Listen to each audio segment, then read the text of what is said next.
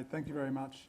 And just a very quick thank you also to Jenny for organising this stream. Unfortunately, for various unforeseen reasons, I couldn't be here for the week, but I hear that it's gone really well, which is terrific news. So this talk is probably going to focus more on emotional engagement and moral evaluation, although imagination does come into it, which is a good thing. Moral questioning of the ethical values and dangers posed by the cinema is as old as the medium itself. Film theory traditionally has been wary of cinema's ethical potential, treating it as a fascinating yet deceptive medium requiring theoretical analysis and ethico-political critique. Although philosophers of film have recently begun exploring the question of ethics in cinema, there is surprisingly little consensus on what this means. How do movies express ethical ideas? How can they reveal the complexities of a moral situation? What kind of ethical experience can cinema evoke? I want to explore these questions in what follows, focusing on the role of emotional engagement and moral evaluation. I want to suggest that the prevailing model of emotional engagement and moral evaluation, associated with theorists such as Noel Carroll, Carl Plantinga and Murray Smith, should be supplemented by an account of emotional estrangement and moral cognitive dissonance, and to show how these processes contribute to ethical engagement by analysing a key scene from Michael Haneke's film Amour, and I should give the trigger warning now, it's a confronting and disturbing scene, so that will come a bit later in the talk. So to start with, I want to say a little bit about this idea of cinematic ethics, talk a little bit about ethics in cinema before focusing more on emotional engagement. The approach I wish to develop here in what follows is to explore the idea of cinema as a medium of ethical experience with a transformative potential to shift our horizons of meaning and thus deepen our ethical and moral understanding. The idea of cinematic ethics can bring together the three important, or what I think of as the three important aspects of the cinema-ethics relationship. So ethical content in narrative cinema, the ethics of cinematic representation, whether from filmmaker or spectator perspectives, and the ethics of cinema as symptomatic of broader cultural, historical, ideological, and political concerns. To these three dimensions, I think they're fairly well discussed in the literature, we can add a fourth, the aesthetic dimensions of cinema as a way of evoking ethical experience and thereby expressing and exploring ethical forms of meaning. The relationship between aesthetics and ethics in cinema is, I think, an intimate and expressive one. The question of ethics, indeed, is not exhausted by narrative explorations of ethical themes or problems, or by questions of production and consumption, or by the ethics of spectatorship, or even by cinema's ideological or political dimensions. Rather, it's important to understand how aesthetics and ethics are intimately and expressively related, how the particular aesthetic elements and features of a film, that is, are articulated with each other, and how these together serve to communicate ethical meaning by aesthetic means. So very briefly, what do I mean by ethical experience here in the cinema? There are at least three strands of this idea. The shared cinematic experience of engaging with the perspectives, responses, actions or experiences of others, namely fictional characters typically in narrative film, as depicted in complex interpersonal, social or political situations. Two, responses to the cinema where the viewer or spectator is moved to reflect ethically on what they are viewing through their experience of emotional engagement, moral sympathy or critical reflection. And three, responses to cinematic experience that are brought about by aesthetic means and that aim at broadening our ethical horizons of meaning and deepening our moral understanding, even if this involves questioning or challenging the viewer's opinions, beliefs, or attitudes. From this point of view, the most common form of ethical responsiveness in cinematic experience is via the elicitation of emotional engagement and moral sympathy or antipathy. Cinema allows for the experientially rich simulation of morally significant experience involving emotional responsiveness and intellectual reflection. Such experience operates across our sensory and cognitive modalities at the same time.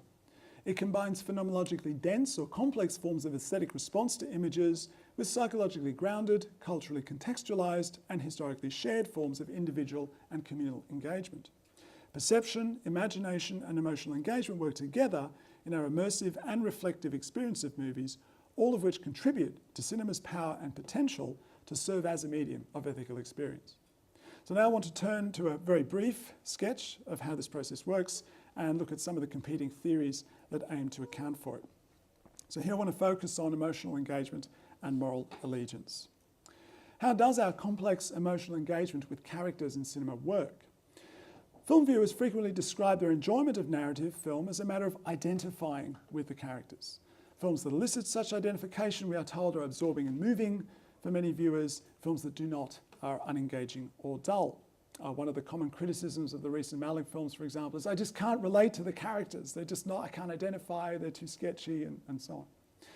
The earlier paradigm of film theory proposed a complex psychoanalytic account of identification that posited a kind of fusion between viewer and camera, conferring an imaginary sense of power and mastery over the visual field. The concept of identification operative in these accounts has been criticised by many cognitive theorists, even though some philosophers, such as Berescote, have argued that the concept of identification requires refinement rather than rejection. Noel Carroll, for example, construes identification as referring to an identity relation between viewer and character. Moreover, that the strong alignment, even fusion, between viewer and character that identification implies, after all it's identification, cannot account for cases where the viewer's emotional attitude is at variance with that of the character. Now, Carroll's very literal construal of identification, however, underplays the role of imagination in our emotional engagement with fictional characters. His account assumes that to identify with a character is to assume all of his or her relevant attitudes, beliefs, traits and responses, as though we could do that in any event, which is too demanding a conception of the term. On this view, Carroll's view, call it strong identification, which encompasses a multitude of different aspects of this notion, Carroll concludes that the concept of identification is incoherent and untenable as an account of emotional engagement with film. However, if we acknowledge the role of imaginative engagement with fictional characters and admit that emotional engagement involves sympathy, feeling for the character, as well as empathy, say feeling with the character, we can address Carroll's criticism by pointing out that the meaning of identification refers to imagining oneself in the character's situation rather than sharing his or her emotional responses. It's more an emulation than a simulation, if you like. Moreover, as Berescote argues, if we can construe the process of identification as involving a plurality of aspects, so there's perceptual identification we can talk about, affective identification, epistemic identification, and so on, which need not be activated all at once, we can rehabilitate the term theoretically in a way that accords with the more common conception of identification in film. Nonetheless, it's true to say that the concept of identification remains a quite loose and ambiguous term encompassing many different aspects, as I mentioned, perceptual, emotional, and moral, for example, which require further specification than the concept of identification generally affords. It's a bit of a grab bag in which all of those processes are thrown in a quite confusing way. For this reason, it's helpful to avoid recourse to the folk term and articulate the process of emotional engagement with narrative film more precisely. Okay, so this is what Murray Smith has done. It's the next part, called Structures of Sympathy. Murray Smith has taken up this problem of providing a more differentiated conception of emotional engagement, what he calls the structure of sympathy, as an alternative to the undifferentiated folk as well as psychoanalytic concepts of identification. For Smith, there are three levels of engagement that comprise the structure of sympathy: recognition, alignment, and allegiance. For Smith, recognition, and I quote, describes the spectator's construction of character, the way in which we individuate or pick out characters with definite characteristics and a coherent identity. For the most part, in most narrative film, recognition occurs very readily, being rapid and phenomenologically automatic, so to speak. Yet, I would add, there are cases where films block or undermine recognition, such that the viewer struggles to identify a character as a coherent, individuated personage. I mentioned the Malick films, but perhaps some better examples, Louise Buñuel's That Obscure Object of Desire, or David Lynch's Inland Empire, the trick of having one actress play multiple characters, which of course messes with our ability to simply almost automatically identify a character as such. The second level, alignment, describes, quote, the process by which spectators are placed in relation to characters in terms of their access to their actions and to what they know and feel, end quote. For Smith, this refers to the way that films focus attention on and grant us knowledge of a character via two related processes: spatiotemporal attachment, focusing the spectator's attention on a character's action, the camera tracking what they're doing, for example, and subjective access, granting us access to the character's subjectivity, voiceover, close-up, a focus on their emotional responses, and so on. Point of view shots, for example, are one common way of doing this, but there are many other devices used as well, including close-ups focusing on facial expression, gesture, and other nuances of performance. Point of view shots, for example, can be used for different ends, sometimes to conceal the identity of a character, for example, in horror movies. Finally, allegiance, or moral allegiance, refers to, quote, the moral evaluation of characters by the spectator, that is, the way in which various narrative, visual and oral clues grant us access to the character's state of mind, allow us to understand the context of his or her actions, and thus to morally evaluate the character on the basis of this knowledge and understanding. Taken together, Smith's model, recognition, alignment and allegiance comprise what he calls a structure of sympathy that enables us to discriminate between levels of engagement. It can therefore help us avoid the common confusion between alignment with the character's actions or state of mind and allegiance with the character from a moral evaluative point of view. To take one example, in Jonathan Demme's Silence of the Lambs, if you know that film, it would be very strange to say that we are emotionally engaged with serial killer Buffalo Bill, right? Even though we see his point of view, we momentarily share his point of view through night vision goggles as he's stalking the terrified Clarice Starling, played by Jodie Foster. Okay, there the camera's literally putting us in the serial killer's perspective. That's alignment, but certainly not allegiance. And even though we can see the terror on Clarice's face, right, that's a kind of alignment, it's pretty clear where our moral allegiance is supposed to be headed, unless you're a very perverse kind of viewer. Drawing on this revised model of sympathetic engagement, other philosophers of film, such as Noel Carroll and Karl Plantinga, have theorised the important role of the moral emotions as a means of normative appraisal, that is, the elicitation of pro and contra attitudes towards different characters in our response to narrative film. The emotional power of movies, according to Noel Carroll, is explained in large part by their capacity to activate moral emotions and recruit them in the service of sympathetic or antipathetic character engagement. Emotions provide rapid evaluations of situations and individuals in regard to common interests and concerns. Since emotions can be elicited by imaginings, narrative film is particularly suited to the elicitation of emotional appraisal of characters, which works by making situational elements more salient and depicting character action in structured and expressive ways, thereby guiding the viewer's responses towards sympathetic or antipathetic engagement. Noel Carroll, for example, identifies the manner in which cinema pre-focuses our emotive responses according to given criteria, values, cues, norms, social scripts, and so on, by using specific cinematic devices to direct and modulate our affective and emotional responses. Variable framing, for example, that is the alteration of what's visually salient to the viewer, is the most common device and can be further specified in terms of three processes. This is Carroll's account. You can apply scaling, making the object larger or smaller in the visual field, for example, indexing, pointing the camera towards the object, or bracketing, that is placing the object within a frame which excludes what's not relevant. Cinema also uses, of course, sound effects, music, lighting, camera angles, shot duration and cutting rhythms, visual patterning and performance cues to elicit and enhance the emotional uptake of a scene by an audience. A horror movie, for example, may use a close-up of a turning doorknob, certain sound effects, a close shot of a child's terrified face, a long shot of a vulnerable child lying alone in a bed in a darkened room, another close shot showing a ghost-like apparition suddenly looming above it, accompanied by shrieks, musical motifs and disturbing sounds to generate its intended affective and emotional effects. I was actually thinking of the film Babadook when I was writing. That's a really good film in that respect. In the case of moral emotions, the evaluation or appraisal of a character or situation involves normative construals that are linked with pro or con attitudes towards the character based on our perception or understanding of his or her relevant cares, concerns or interests. For Carroll, harm and welfare, justice and injustice, the ethics of community or need for social bonding and interpersonal relationships are widely cross-culturally shared, socially familiar areas of emotional moral valuation that provide powerful ways of eliciting sympathetic and antipathetic responses from movie viewers. As Carroll argues, and it's not a blinding insight, movies typically divide characters into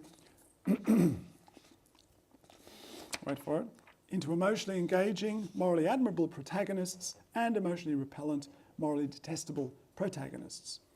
To quote Carroll, what bonds us to the protagonists effectively is sympathy, which emotional attachment is secured primarily by moral consideration, and that contrariwise, what engenders antipathy towards the villains is their discernible moral failings, goodies and baddies, in other words. Movie makers thereby appeal to the moral sentiments of audiences, our sense of moral approval or disapproval, by presenting heroes or villains as emotionally appealing or repelling, as morally admirable or repellent, using all the devices of narrative cinema to highlight their virtues and vices. These visual rhetorical strategies serve to forge a moral consensus in audiences by eliciting sympathetic or antipathetic responses and modulating them according to the dramatic demands of narrative and the filmmaker's artistic intentions. In this sense, Carroll concludes, the elicitation of moral emotions via sympathetic and antipathetic responses to characters is essential to the successful emotional uptake of the narrative. Far from being a trivial distraction, therefore, or the acme of moral decadence, which film has often been described as, of course, since its inception, movies and morals belong together, Carroll says, relying as they do on the solicitation of moral sentiments and the emotional evaluation of character and situation. Okay, so that's one take on it. Carl Plantinga also focuses on the capacity of narrative film to elicit, quote, sympathies, antipathies, allegiances, and other emotional moral responses as central to its aesthetic success and moral ideological impact. Contra Smith, however, Plantinga argues that while moral approval or disapproval come into play in the case of what Smith calls allegiance with a character, quote, other sorts of responses to fictional characters that have less to do with moral judgment are also very important. One can like a character, find him or her appealing for a variety of non-moral reasons, attractiveness, humour, style, acting persona, and so on, that are independent of one's moral evaluation, that is approval or disapproval, of that character.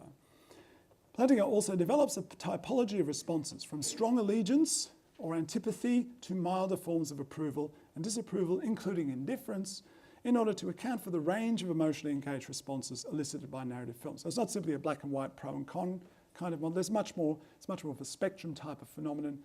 There's all sorts of variable responses that are elicited in typical narrative films. This means that movies are also capable of rhetorically manipulating spectator judgments in ways that accord with various cognitive biases well known from the psychological literature on the subject, an important aspect of their rhetorical power and ideological influence. I mean, this is why you cast certain actors in certain roles, right? To play on those sort of affective and cognitive biases that kick in almost automatically, as it were. Sympathetic and antipathetic responses to characters are not always elicited in the same ways by different kinds of narrative cinema. As Plantinga points out, popular films, or what he calls sympathetic narratives, are generally intended to elicit clear allegiances and oppositions with what Carroll calls protagonists and antagonists.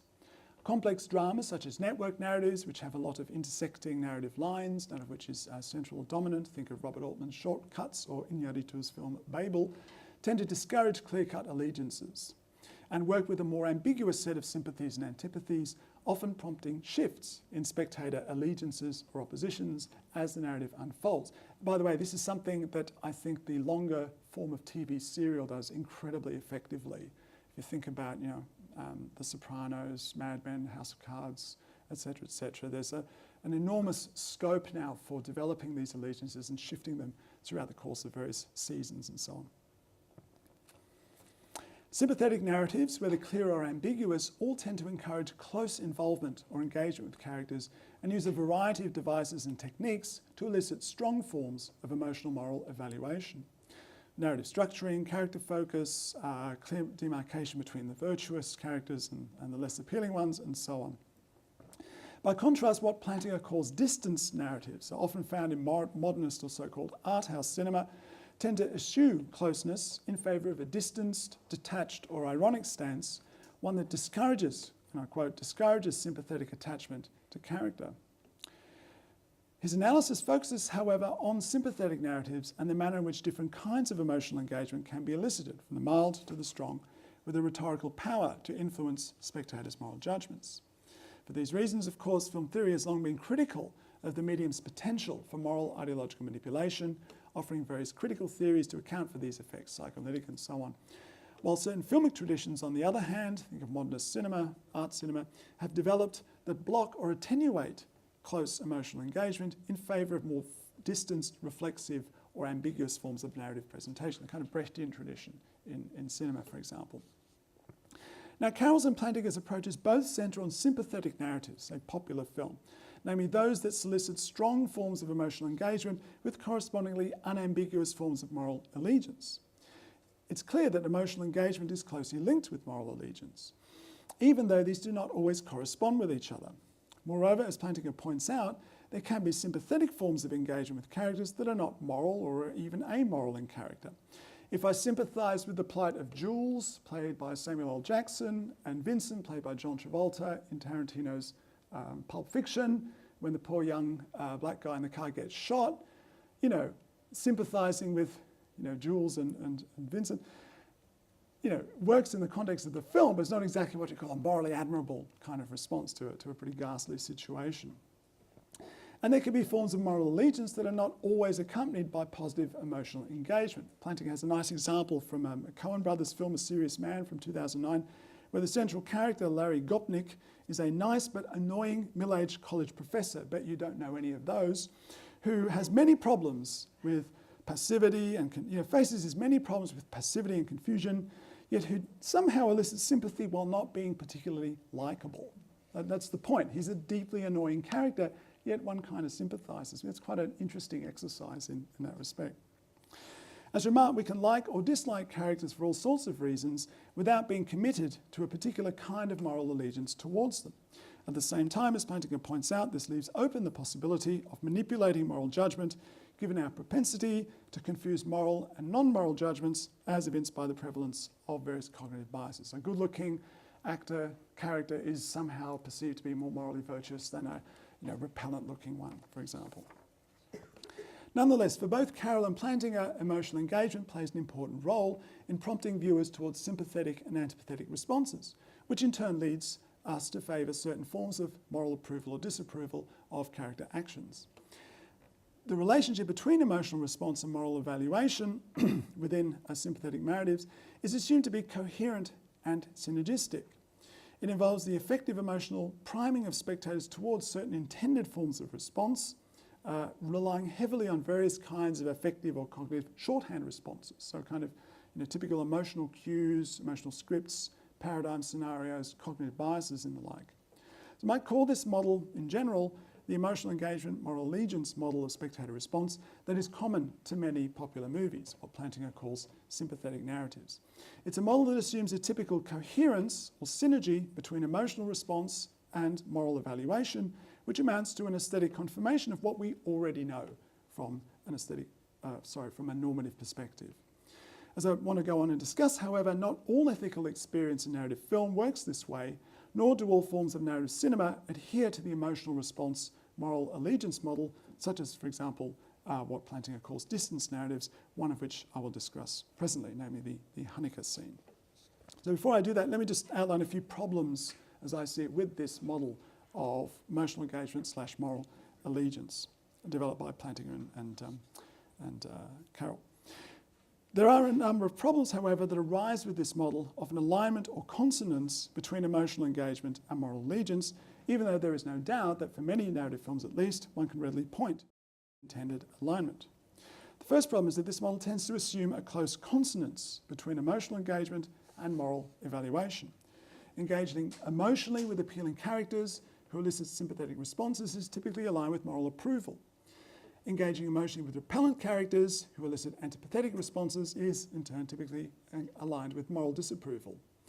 As Plantinga points out, however, it is possible to have emotional engagement without moral approval or disapproval, and to have moral approval or disapproval with little emotional engagement, or indeed to have a mixed response where we are emotionally engaged in a positive sense, but morally disapprove of the character, which is an interesting case. Moreover, this approach, I'm wanting to suggest, underplays the role of ambivalent responses, which can involve both attraction and repulsion at once. My response to Tony Soprano, played by late James Gandolfini, the central character in the acclaimed TV series The Sopranos, an example much discussed in the literature, is not a case of straightforward sympathy or antipathy, but comprises a mixture of conflicting sympathetic and antipathetic responses that often clash with each other, coupled with a second order or meta-emotional response concerning the moral validity of my first order response. There's a great scene in one of the early episodes in the first season where he's going with his daughter Meadow to check out colleges, and he's being a good dad, and in the midst of it he steals off and garrots a guy who's been giving him trouble. And it's deeply disturbing, it's very powerfully done, and then he comes back and talks to the next rector of the college that Meadow is interested in. So it's this extraordinarily kind of clashing sort of dynamic between this, good dad, looking out for his daughter, and this guy garroting someone mercilessly in the forest, within the same lunch hour, which is quite disconcerting. And then one's meta response, well, how should I feel about that? Should I be cheering for him? Like, good on you, man. Like, well done. That's tidy work. Or what? The appealing villain or sympathy for the devil problem looms large here. The idea that many narrative films portray morally dubious characters in an aesthetically striking, dramatically pleasing manner, thereby promoting the possibility of sympathetic emotional engagement and the likelihood of moral approval. Cinema is, of course, a particularly potent medium in this regard, thanks to its audio-visual mode of narration, its power of visual, affective and emotional engagement, casting of appealing actors or stars in such roles, selective use of particular shots, camera angles and directed focus, sound, music, lighting and so on. Whereas Smith tends to emphasise the complexity of emotional moral responses to, say, Tony Soprano, drawing on what you might call the relative virtue idea. Okay, well, Tony Soprano's a bad guy, but he has some redeeming or appealing qualities that offset this badness compared with other characters, which is quite a common move made in this sort of debate. Plantinga underlines cinema's potential for manipulation of moral judgment in these cases, noting that some viewers may be effectively or emotionally swayed by the presentation of character in ways that unduly influence their moral evaluation or judgment of him or her. He has an example of Brad Pitt, who plays the character Tristan in a kind of old movie now, Legends of the Fall, who does all these despicable things, but because he's Brad Pitt and portrayed in this romantic light, is really the fan favourite character in the movie. For a different approach, Margareta Varga, by contrast, points to the interplay of what she calls fictional relief in such cases. So fictional relief meaning fiction as providing a relief from the burden of moral judgment and responsibility for consequences that would ordinarily obtain in social experience, against the need for critical reminders to the spectator, what she calls a reality check, concerning the ethical significance of this temporary suspension of moral responsibility while viewing the narrative fiction. I think this is quite an interesting approach, saying that on the one hand, the attraction of fiction is a kind of holiday from moral responsibility, which I think is quite plausible, coupled with this reality check, where we're supposed to take some kind, or be critically made aware of our suspension of moral judgment in many instances. Now, it's worth remarking that many films render problematic Varga's separation here of explicit fictional relief from obvious reality checks, rendering the experience of fictional relief itself morally significant and the reality check as an object of reflective consideration or even aesthetic enjoyment. I think here of Michael Haneke's highly meta-cinematic films, the two versions of Funny Games, for example, as cases in point. Because these are films that block or interrupt fictional relief, on the one hand, and render the reality check in a reflexive, ironic manner that is confronting and disturbing to the viewer, thereby disrupting any straightforward reminder function. I mean, this is a film precisely built around messing around with that idea of suspending our moral judgment as we enjoy the horror and gore and violence, and then not even having the comfort of a straightforward reality check where we're supposed to be in Brechtian style made aware of our complicity. It messes with precisely both those impulses in very confusing and confronting ways. So the point is that while there can be alignment between moral and emotional responses, there can also be mixed, ambivalent and reflexive cases. These are important and variable features of narrative film that sometimes involve degrees of complication, interruption or disruption of the alignment or consonance between emotional engagement and moral evaluation. Okay, so second problem is, and I'll try and go through these fairly briefly, the second problem is the overly individualistic focus on emotional response and moral sympathy in these approaches that tends to downplay or neglect the broader context or social world or milieu in which the characters are embedded. Focusing on emotional response and moral evaluation of individual characters, as these approaches tend to do, rather than contextualising these responses within their particular situation or more general circumstances, can lead to a distorted view or misconceptions concerning the motivations and significance of character actions and responses. Characters like Tony Soprano, or for that matter, Omar Little, say, from the TV series The Wire, whose role as instances of fictional relief is discussed, for example, by Varga, are not just idiosyncratic psychological types or stylised dramatic props for fictional relief from the burdens of moral evaluation. Rather, they are also embedded in and reflective of a fictional but also realistic world or milieu, a densely articulated subcultural environment, say, such as the New Jersey mafia families or Baltimore street drug cultures, and thereby provide an emotionally charged as well as morally confronting point of engagement or identification, if you will, with that world, whose difference from the spectator's own social reality is both emphasised and disavowed. Both of those characters are interesting because both Tony Soprano and Omar Little, for example, they kill with impunity, with most of us don't, I take it, but also show more familiar traits or qualities and familiar engagements with their environments. They make them relatively appealing or sympathetic, such as humour, wit, cleverness, familial loyalty, daring, vulnerability, and so on. Okay, so having sort of made those points, I want to turn just briefly to talk about emotional estrangement and moral cognitive dissonance, and then show the clip. Although emotional engagement is typically discussed as involving sympathetic or antipathetic responses, many films modulate or complicate emotional engagement via the solicitation of what I'm calling emotional estrangement. So ambivalence, usually working through denying context, opacity of motivation, clashing emotional and evaluative responses that resist reconciliation or unification, and so on. Such affective and emotional disruption, in turn, can complicate or interrupt the assumed alignment or consonance between emotional engagement and moral evaluation, generating what I'm calling here moral cognitive dissonance. So an inconsistent emotional and evaluative responses that resist alignment or reconciliation. So emotional estrangement here, rather than simple engagement, can be defined as the working through of conflicting or ambivalent forms of emotional response and the often conflicting forms of critical reflection to which such emotional experience gives rise. It's not just a matter of sympathy and or empathy with characters in particular situations, which I think is too crude, but rather the solicitation of strains or currents of antipathy and or ambivalence that do not readily yield to rapid judgments and hence force spectators into more complex forms of critical reflection. Moral cognitive dissonance here, rather than this more unified or harmonious model of emotional and cognitive understanding, encompasses varieties of ambivalent moral cognitive responses solicited by a film, responses which complicate more straightforward forms of moral allegiance, soliciting critical reflection on our emotional responses, moral tuitions, ethical attitudes, ideological beliefs, and so on. We are not only confronted by incompatible beliefs or attitudes, but by conflicting moral ethical forms of evaluation and responsiveness that thwart any straightforward kind of moralising judgment. Both approaches open up, I think, a range of possible spectator responses, from rejection, hostility, confusion, and imaginative resistance on the one hand, to critical questioning, reflection, and cognitive reframing of thoughts, beliefs, and evaluations on the other. It's not the case that everyone, engages in sort of critical reflection in response to films like this. One response is to say, look, I thought it was rubbish. I just couldn't engage or relate to it. That's another common response.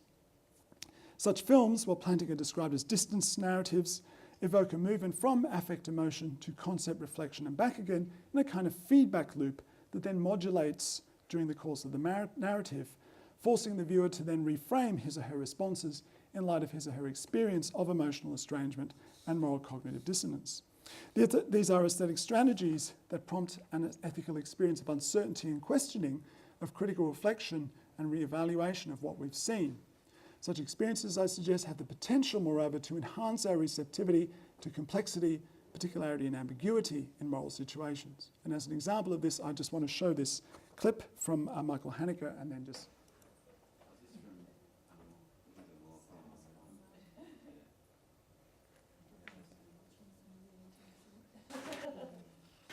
C'est la couche? Elle est pleine? Où est-ce que tu as mal?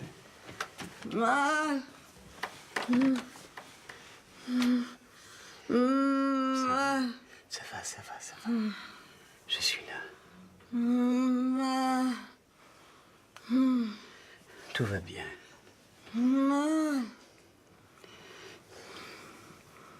On va... Tu veux que je te raconte une histoire? Mais tu dois rester tranquille parce que je peux pas parler trop fort. Ça me fatigue. Quand j'étais tout petit, d'ailleurs j'étais pas tellement petit que ça, je pense que c'était À la fin de l'école primaire. Donc je devais avoir dans les 10 ans. Papa et maman m'avaient envoyé dans une colonie de vacances. Ils pensaient que ça me ferait du bien de vivre un été avec des enfants de mon âge. On était hébergés dans un vieux château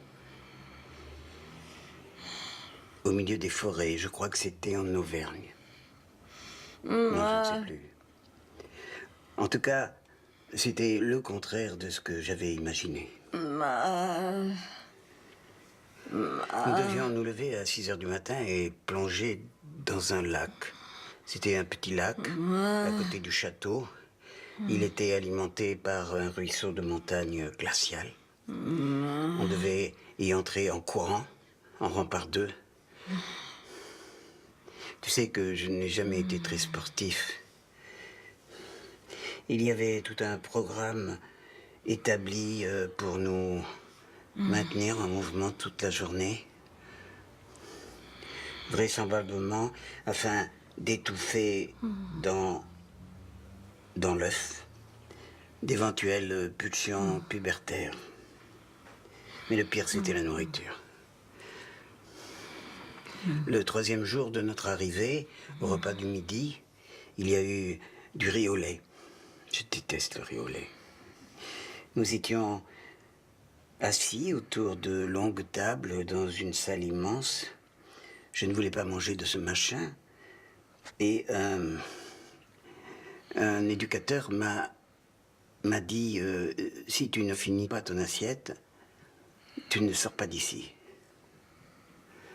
Donc, après le repas, tout le monde est sorti. Et je suis resté seul, en larmes. J'avais conclu avec maman un pacte secret. Je devais lui écrire chaque semaine. Et je devais lui envoyer une carte postale. Si le séjour me plaisait, je devais y dessiner des fleurs. Et sinon, des étoiles. Elle a gardé la carte. Elle était recouverte d'étoiles. Après 3 heures, j'ai pu enfin sortir. Je suis monté dans ma chambre. Je me suis couché. J'avais plus de 40 de fièvre. C'était la diphtérie. On m'a emmené dans l'hôpital le plus proche où on m'a mis en quarantaine. Ce qui fait que maman, quand elle est venue me voir, n'a pu que me faire des signes derrière la vitre.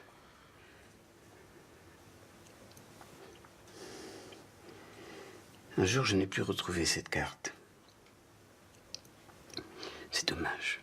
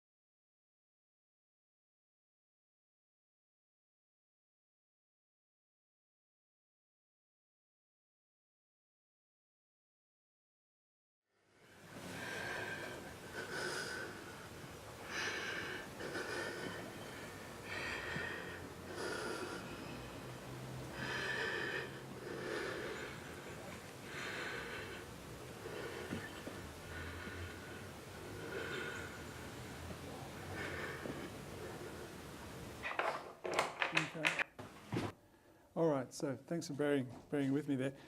Just to say a few quick comments to conclude about that clip. The response to the film, I certainly celebrate a critically acclaimed film by Haneke, extraordinary film, won the Palme d'Or in 2012.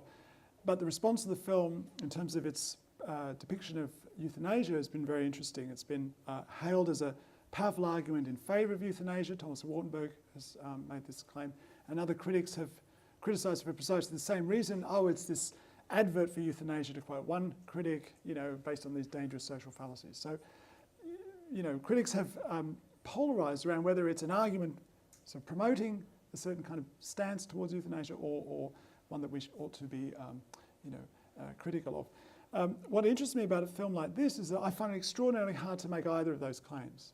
I think it's neither an argument for or against euthanasia. I think it's precisely this ambivalent, very dissonant and very difficult response that we're put through as viewers. We have, throughout the whole course of the film, a very powerful and moving and minutely detailed depiction of the Jean-Louis Trintignant character husband caring for his ailing wife. She was a music teacher, a very cultivated Parisian octogenarian couple. She's had a series of strokes and has lapsed into an increasing state of confusion and dementia-style inability to communicate. They have a kind of pact, although it's a bit ambiguous, about what happens when things get really bad. There's a lot of background to this scene as well, but he's presented this incredibly loving, caring way as a devoted husband, caring for his wife, through these extraordinarily debilitating and demanding kind of processes of illness. And then tells her this calming story, calms her down, moving story from his childhood, and then smothers her brutally. And the shot holds, as you see, for about a good 6 minutes. So you go through the entire, visceral, mortal struggle of life and death between the husband and wife, right? And then he's shown sort of leaving the flat, buying cut flowers, decorating her body in a kind of funereal rite. So what's sort of fascinating about this kind of scene, in my view, is the way it plays with those sort of expectations. It makes it very difficult, I think, to have just a first take evaluation of it as just being a pro-euthanasia film or an anti-euthanasia film. It's much more difficult to arrive at some straightforward account of that. And that's what I'm calling here, both emotional estrangement and moral cognitive dissonance. And to my mind, scenes like this in films like this, which can also occur in popular narrative, complicate that sort of model of a straightforward alignment. And in fact, I think these are the more ethically challenging kind of cases where it's precisely that impulse to have an emotional response and then immediately engage in sort of moral evaluation where that's interrupted or complicated, disrupted or in some way thwarted, that provide the most challenging and important sort of cases of ethics in cinema. So I'll stop there and we can talk about it more.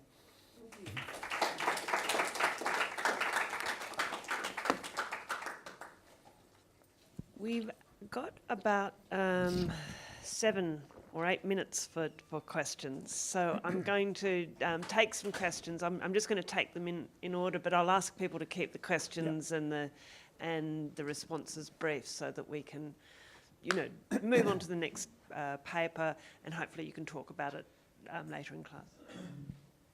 Do you think, perhaps, parts of your paper have sort of answered, do you think that, when you look at a scene as we've seen there, and then you say, well, correctly, of course, that it's, ambivalent between standard ethical positions. Now, I think of a book I've been reading, I don't know if you know it, by Alice Crary, called Beyond Moral Judgment. Yeah.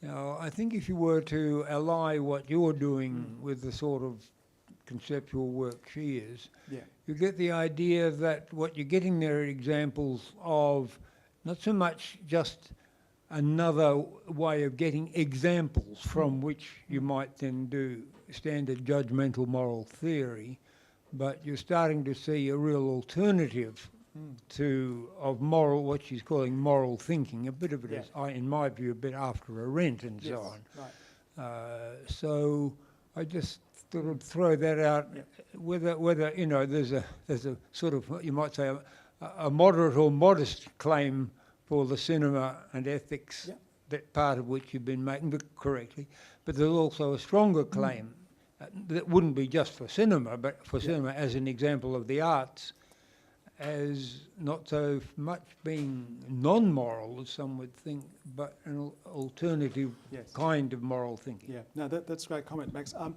A colleague of mine, Matthew Abbott, actually used Alice Query's work to talk in many ways about this idea of, along the ideas of film as philosophy, or in particular what I've been interested in looking at last few years, film as ethics. So again, to move away from the sort of, moral conundrum, moral situation idea, let's then reflect on it philosophically, but rather trying to see what narrative, in this case narrative cinema, can do as actually push our intuitions and push our conceptions of ethical thinking into different dimensions, and precisely through narrative form, through cinematic form and cinematic depiction. This is why I emphasize the notion of experience, because here I think seeing a film like that, really working through it, is a really demanding process.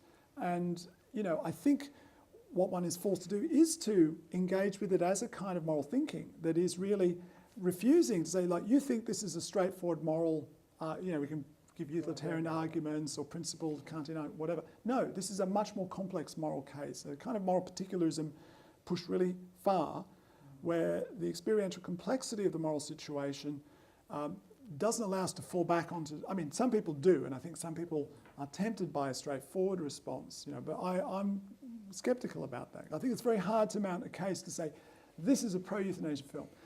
Isabelle Huppert was in a pro-euthanasia film filmed and released in the same year, called something like Beauty Sleeps, an Italian film, I forget the exact title. Straight up and down, right? Or another one, The Sea Inside Spanish film, Alejandro Amenabar, with Javier Bardem playing a guy who fought for euthanasia reform in Spain. They're straightforward cases. This isn't. And I think it does push that idea of cinema doing a kind of moral thinking in its own terms. It pushes that idea very far. So yeah, thanks.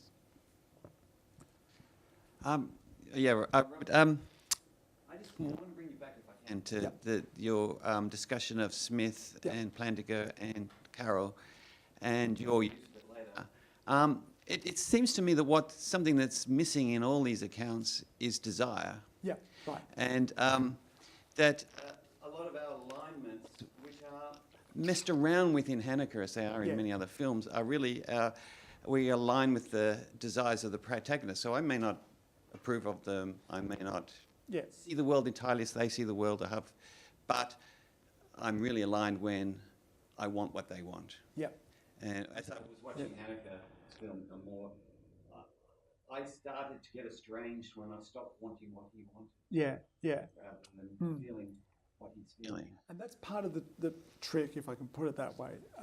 I think by that point in the film, if you watch carefully, there are precursors. There's a scene not far, preceding this by some minutes, where it's quite shocking. He slaps her after she refuses. She's clearly refusing to eat and even to drink. So there's a battle of wills going on here, and Emmanuel Riva has got a will like nothing else. It's really intense. And that's already evident before her strokes, but certainly even in their paralyzed state, incredibly strong-willed.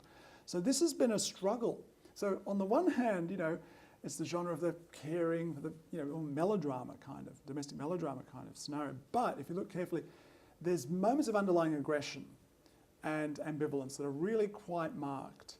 And then you get this scene, right?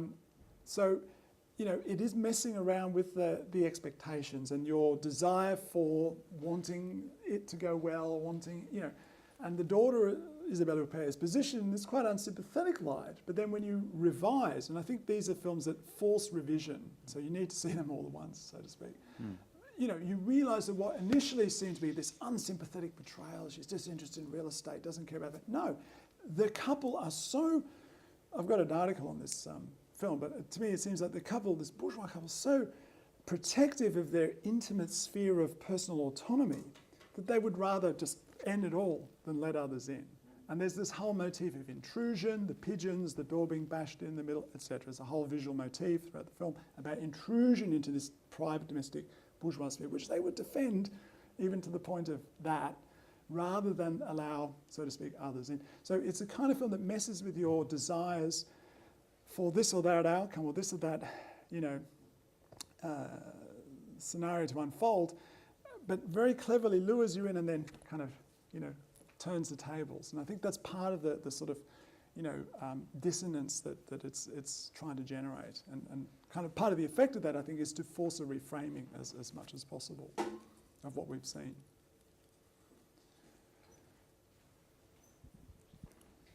Well, thank you very much, Robert, for a really enlightening thing about, actually, I think the rhetoric of as much as anything else, of how films work in terms of that engagement with our imaginations and our alignments. So thank you very much. Pleasure. And thanks to the audience. Thank you.